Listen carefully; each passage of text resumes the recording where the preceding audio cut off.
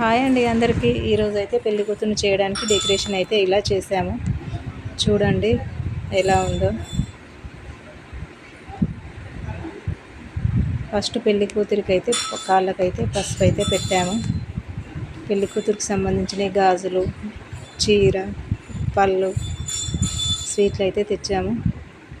తర్వాత తల్లిదండ్రులు బొట్టు పెట్టి ఫస్ట్ కుడకలు పెట్టి తర్వాత చీర అయితే పెట్టారు. చీర కట్టుకొని వచ్చాక పెళ్లి కూతురికి పెళ్లి బొట్టు అయితే పెడుతున్నాము.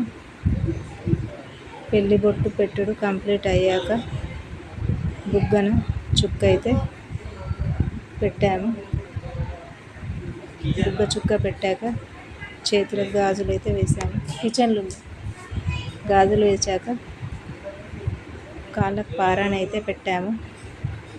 కాళ్ళ పారాని అయితే ఈ విధంగా పెడతాము మా ఏరియాలో. మీ ఏరియాలో ఎలా పెడతారో కామెంట్ చేయండి. ఫైనల్గా లుక్ అయితే ఇలా ఉంది. తర్వాత అక్షింతలు వేసి ఆశీర్వదించారు, స్వీట్ పెట్టారు.